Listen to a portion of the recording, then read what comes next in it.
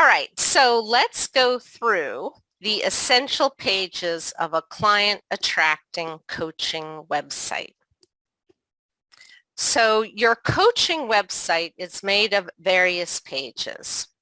You've got your home page, your services page, your about page, your contact page, your FAQ, your testimonials, and your blog. I teach people who have websites, people who don't have websites.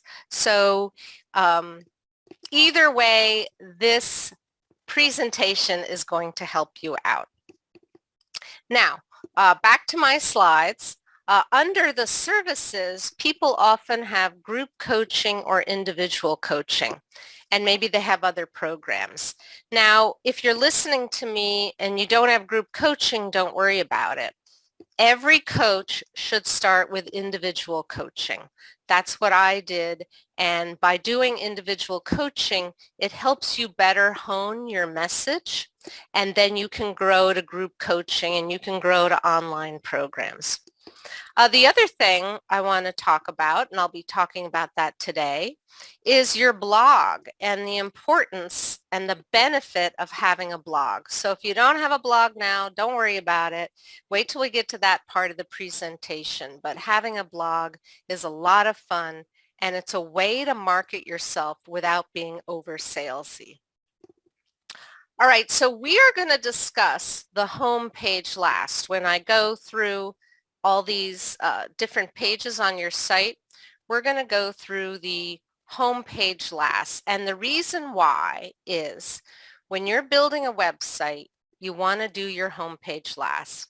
And people often think, oh, they got to start with the home page. No, you do your home page last because the process of building your site will get your brain clear on what should go on your home page. So we're doing that one last. All right, so let's start with your coaching services page, right? So this is where you're really connecting with your potential clients. And this is where you spell out the coaching services that you're going to offer to people. You could be doing phone coaching, Zoom coaching, in-person coaching. It doesn't really matter. You can call it whatever you want. Some people call it services page, or they call it private coaching or my coaching or work with me. You know, you have some creativity there in what you want to call it. So providing coaching services, now I'm speaking directly to the people who are not yet a coach. If you are working in a job, maybe you've got a corporate job, providing coaching is a great way for you to transition from your corporate job to becoming an online coach. This is what's really exciting about people who aren't yet a coach and want to become a coach. Doing that one-on-one coaching is a great way to transition. So as I said, it's how I got started in my business. I did setup services and one-on-one coaching before I transitioned into group coaching and online programs. And here's an example of one of my students, Denise DeLorean, and I'm going to be showcasing her throughout my presentation. And here's her services page. And here's scrolling down on her services page. She shows the different kinds of coaching she does, and she's an energy healer and introspective coach. Here's another screenshot of one of my students and her coaching program. Now, here's the great thing about building your website yourself. You really, and I'm going to be talking about this throughout the presentation, you really get to have it express who you are.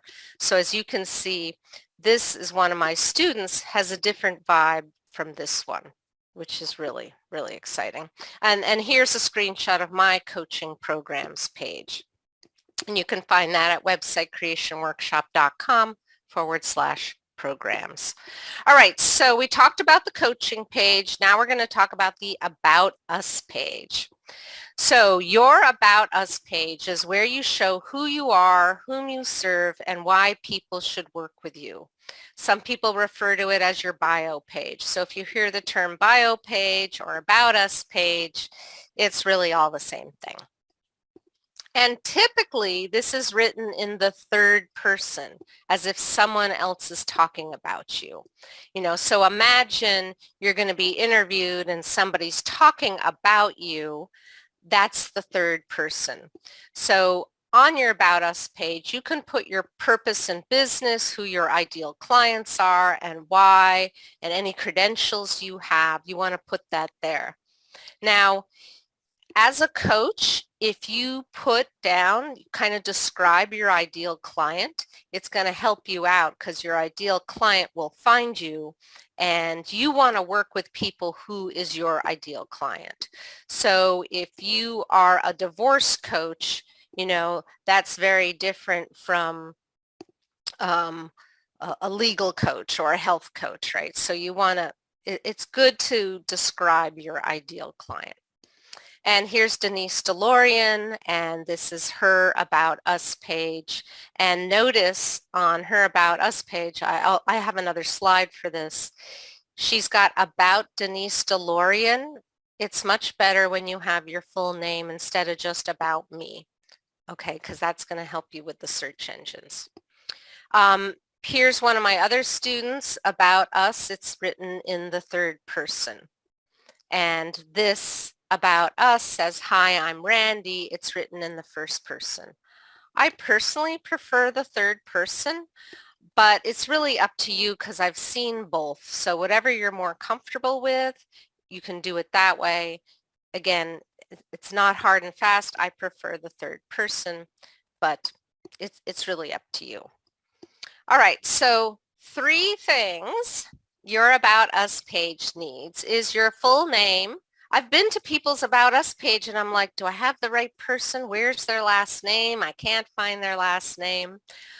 So your full name and your picture. So many people leave their picture off, and people connect with people, and people like to see pictures, and people like to see pictures of you. So get a picture of yourself. You can probably find it off your Facebook page if you don't. And also how people can contact you. So often your About Us page might link to your Contact Us page, and I will be talking about that. And do have your URL matched. URL is the www, and yes, exactly, .com/about-Christina-Hills. So some people have it just say about. I added my name in the URL. So it's an extra little thing because then when they see the email, they'll know who it is. All right, so very, very important. Don't get stuck on making your About Us page perfect. You can always rewrite it later.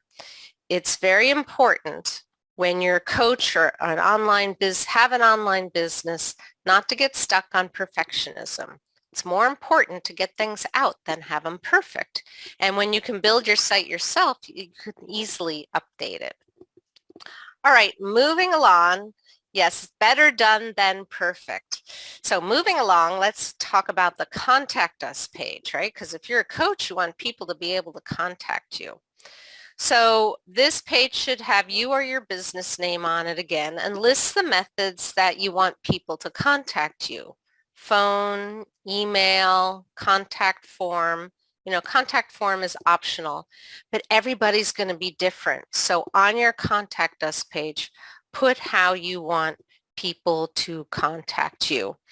And it's really good, especially if you have your email address or your phone, just let people know we will respond in 24 hours, or we will respond in 48 hours, or we will respond within the business week, or we don't answer emails on weekends. It's just, if somebody's reached out and contacted you, it's just nice for them to know what to expect.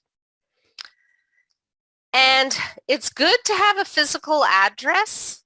It kind of helps give you credibility, like you're a real business, but don't list your home address.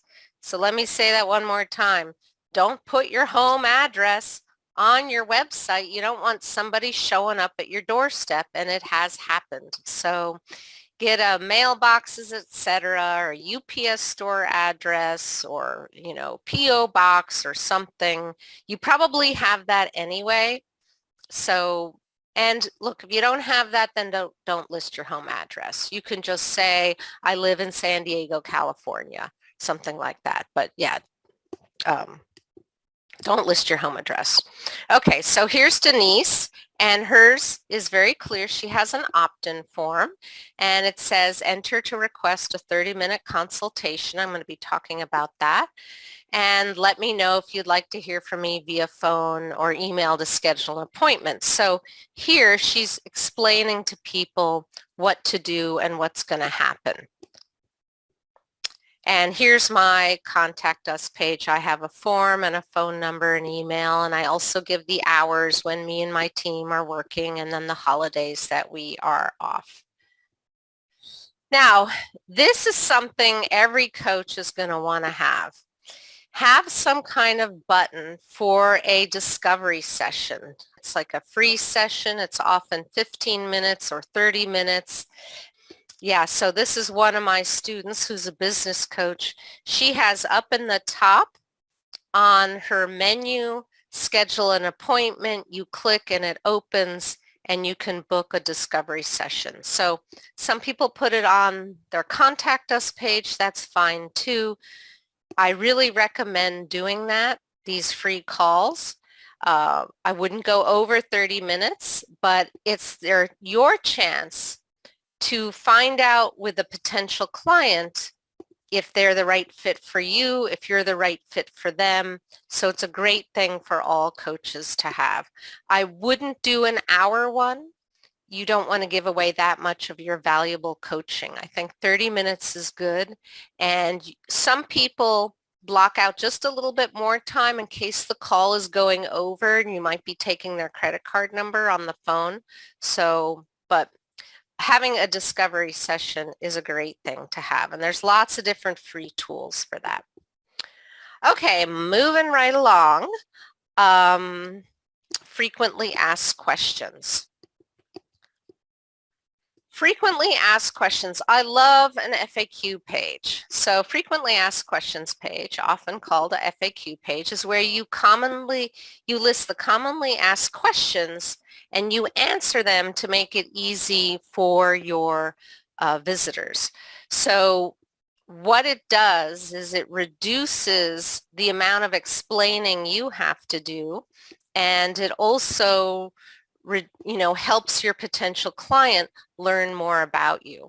So maybe you put on your FAQ page, I do my coaching calls Tuesday, Wednesday, Thursday, or I do my coaching calls on Friday, or whatever you want to put on that page that you think would help your clients works well. So it could be how you work with your clients, but it could also be what is business coaching, or what is health coaching, or what is whatever your modality or whatever your system is.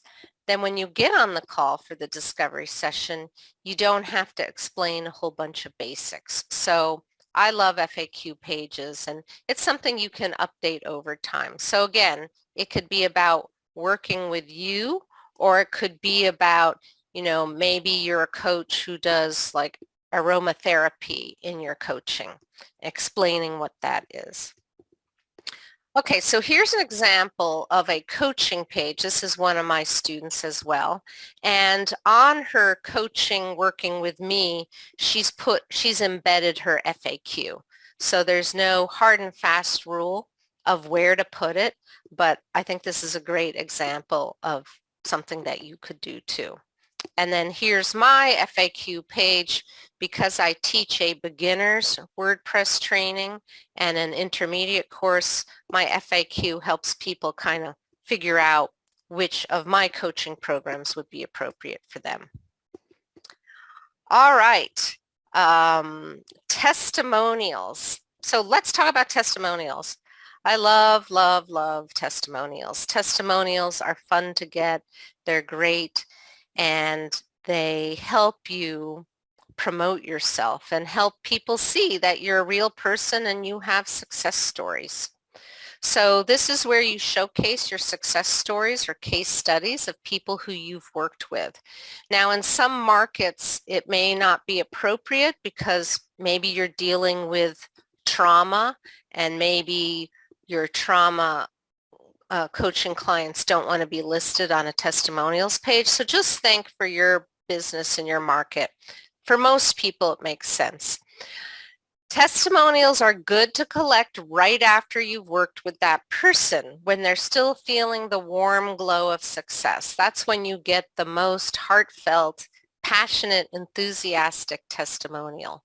And here's a tip, something that you can do with your coaching client is you can, say they've paid for a session, you've been working with them for a while, you ask them, would they mind staying on a little bit longer, right, that you're not going to charge them, and then you keep recording the call and you can record the testimonial and then you can get that transcribed. So sometimes following up later and asking them to write up a testimonial takes a little bit of time, and look, we're all really busy. Whereas if you're on the phone with them and you say, hey, do you mind just, I know our session's over, do you mind just saying, what you've got out of my coaching with me, or what are the best things I've done, or how have I helped you? And then you can clip that out, get it transcribed, and now you've got a testimonial. So that's the easiest way to get it. You can still go back to your old clients and ask for testimonials, and I've done that. We're busy. There's lots of things we're doing in our business, so you can go back. Now, some people call them case studies, success stories, testimonials, people who've worked with me. I think I have. Yeah, here's one of my students, and he calls it people I've helped. So he's a leadership and business coach. So rave reviews, people I've helped. There's lots of different names for that. And video testimonials are great to get. So audio testimonials, video testimonials. Hey, if your coaching calls on Zoom, then you've got a video testimonial right there. Now, you can add testimonials to your homepage, and I do that. So it's nice to have a whole testimonials page, and then you take the best ones and add it to your homepage. So that's just something to think about. All right, so let's get back to our diagram here, and we talked about FAQs. We talked about services, about, contact, FAQ, testimonials. Now I'm going to talk about the blog, and then we'll come back to the home page. All right, so your blog. Some people call it their newsletter. Some people call it events going on. There's lots of different names. A blog is a wonderful way to market yourself by writing content-rich articles. So say you're a health coach, you can have articles about health and wellness on your blog. And when people come to your website, they want to know who you are, what you think about, how you can help them. And your home and your about pages will get them off to a good start, plus the other pages, but the blog gives them more. So you might write about common issues people have in your market. So I knew someone, and they were a coach. They help people transition from the military to civilian life. So if you're a health coach, you might be talking about on your blog, you'll have articles about different diets and trends. So the great thing about having a blog, newsletter, whatever you want to find it, is it helps your website in the search engines, because the search engines see, oh, there's new content. Oh, the site is getting updated and new content is being added. So the search engines like that. Plus, you can share your articles on social media, and that's a way to get people to come back to your site. So you can share them in your email newsletter, share them on social media, which in turn can bring you more potential clients to your site. Because, we're out in the world and social media, we want people, we want to drive them back to our sites. They can learn about our coaching services and then hire us. So here is a screenshot from my blog at websitecreationworkshop.com/blog, and here is a single article. So on my blog homepage, I've got the latest articles, and mine is a kind of a mosaic style, and then you click in and there's the article. So when I send out email newsletters, I'm linking to the specific article. So this was 5 tips for planning your blog posts. Now with blog posts, you can create evergreen articles or current event articles. An evergreen article is something that is relevant last week, last month, next month. It's a concept that's not tied to the news. So like, what is a WordPress plugin? That article makes sense today, yesterday, last month, next month. The great thing about when you write evergreen articles is you can repurpose them in your business versus a current event article. This is something that will become outdated. So every time a new version and a new update of WordPress comes out, I write an article about it. But as time goes on, that article becomes outdated. So if you're writing articles that are relevant to the news or maybe a season like the holidays, it will become outdated.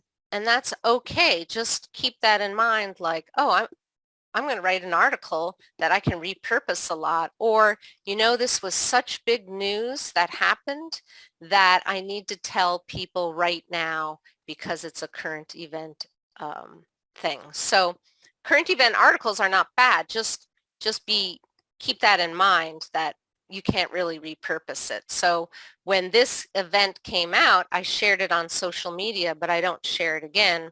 Whereas the what is a WordPress plugin, I can continue to share that. All right, so one of my students, and this is something you can do if you don't want to have a blog with news and articles. This student decided to use her blog for her client case studies. So there's different ways you can use your blog, and this is just one example. So it's good to think outside the box. All right, so we talked about all these different things and the blog, and now what I want to do is talk a little bit about the home page. So it is easier to work on your home page last when you're building your site, because as you build your website, your mission is going to become clearer. So everybody wants to work on their homepage first. You always think of that, but it's really going to be easier if you hold off and you get your services and your about and your FAQ and get all the things together, because then it will be clearer in your mind what you want to put on your homepage. And let me just tell you a little story in here, a short little story. I met my husband through a dating service, and this was before internet dating. And part of the service was we had to put together like a bio, resume, and a video. And the process of putting that like bio, like who I am and what am I looking for, helped me get clearer on what I was looking for in my husband. And so when you build your website, you're going to get really clearer about what you're about, and then you can put it on your homepage. And this is why I feel so strongly about people building it themselves and not hiring it out. All right, so let's talk about your homepage. Your homepage is something that people will visit to learn more about you, and so you do want to make a good impression. And you want to have overall with your site a goal in mind. Now, I think that sometimes your website has multiple goals, but overall you have a main goal. So what kind of goal? So just think about when you're building your site, what do you want someone to do? Do you want them to sign up for a free session, to join your email list, to buy something, to register for something? This is called a call to action. You want to have a call to action. What action do you want the visitor to take? And so on my home page, my call to action is to click to learn more to find out about my WordPress training. So just keep that in mind. And also every page on your site should have some kind of call to action. All right, so here is Denise's, here's her home page. It looks really great. And here's another one of my students, and she does health and wellness and heals people from chronic symptoms. So finally, don't be a perfectionist. When you build your website yourself, you can always update it later. You know, when you hire out, they often say we want complete copy before we're going to start. And copy is all the words and all the pictures, and they want everything before they start. And really, as you build your site, like things are going to grow and change, and wait, I should phrase that a little bit different. And that picture I thought was good. Maybe I'll pick a different one, or maybe I'll flip it around. So progress over perfection is always important. Back to my slide of all the different pages on your site. And here's just some screenshots of my site. I've got my home page, my services, programs page, my about page, my contact page, and my blog. And I just put this up to make it just a little bit clearer to you. Now I just want to show you just a few case studies. Veronica Marchese, she was a licensed marriage and family therapist and a life coach, and she took the website creation workshop, and here's one version of her site while she was taking the class, and then here's another version. And you can see quite a big difference between this and this. And what's great is you don't have to wait for anybody else. You can try things out. You can change colors, and you have a lot of flexibility. Here's another one of my students is Mary Bailey. She is a law of attraction coach. She empowers people to find their purpose in life and teach them to implement a step-by-step approach to reach a life full of passion, doing what they love and are meant to do. And she offers one-on-one and group coaching.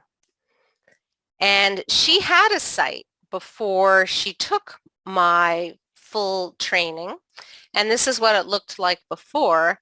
And I said, Mary, don't touch it, leave it alone. In my 10-week course, we are going to help you make something that looks a whole lot better.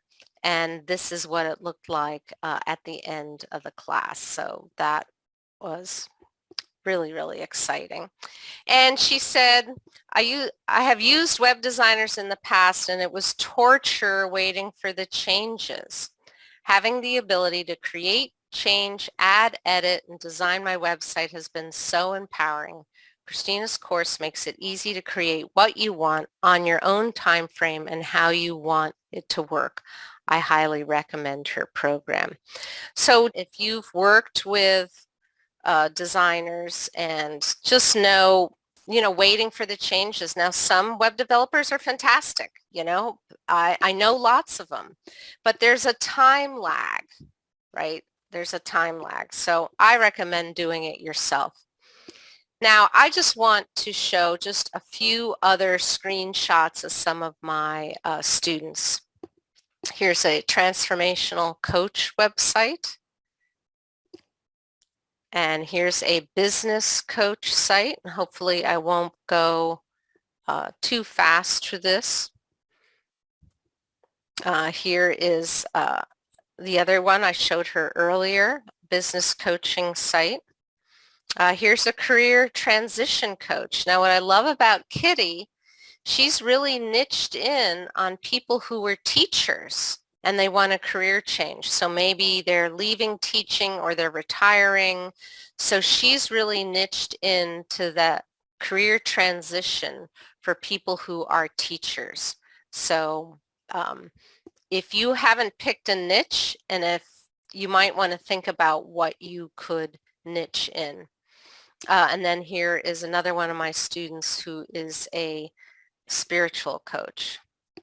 And here's another one of my examples of a holistic health coach. And see on her homepage, my camera's blocking my screen, there's a button there to get a free consultation. So I always, for all coaches, I recommend doing a free consultation. Look, you don't have to do it forever. As your business grows, you're going to change. Maybe you'll stop doing free consultations. I don't do them anymore because my business has grown since I started it, but it is a great thing to have. And I would love it if you would join me for an in-depth WordPress training. You can find that at websitecreationclass.com, websitecreationclass.com. And what I'm going to do, I'll go more into depth on WordPress. And so you'll want to come to that. Whether you have a site or don't have a site, you're going to want to come to that and just learn more about WordPress, and then I'll teach you more about my website creation workshop, which is coming up soon.